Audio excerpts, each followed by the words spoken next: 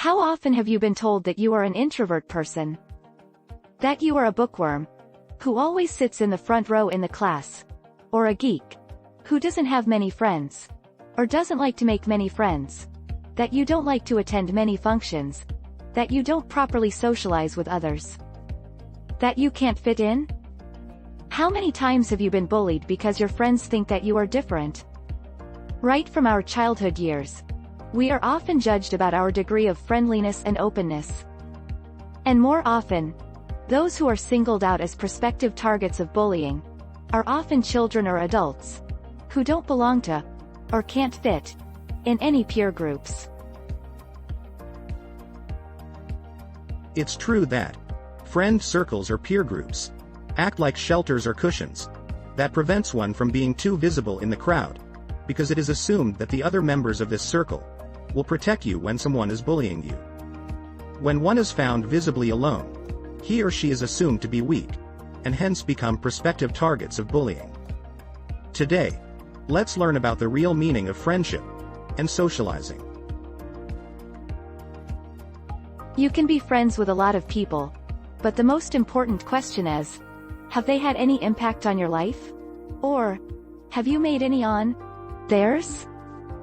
You can be friends anywhere, offline, online, imaginary.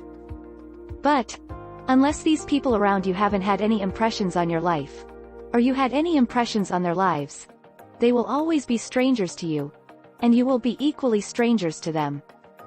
Not everyone whom you socialize with should necessarily be categorized as a friend.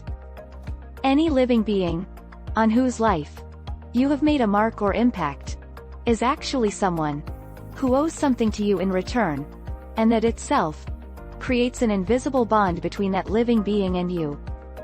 Think about how many living beings you come across daily. How have you made a mark on their lives? What do they remember you for? If this is a question that you cannot answer, then one fine day, you will start to realize that you are, after all, strangers. In that sense, a person who seems like an introvert to you could actually turn out to have more friends than you, if he or she indeed has done things that have benefited a lot of living beings, but he or she is just too shy to openly converse and communicate his or her feelings to these beings. If you would go and ask these living beings about this introverted person, they will definitely say that he or she doesn't communicate well with others, but they would also tell you that now they have two reasons to remember this person. The first, that he or she is an introvert, and the second, that he or she has made their lives better.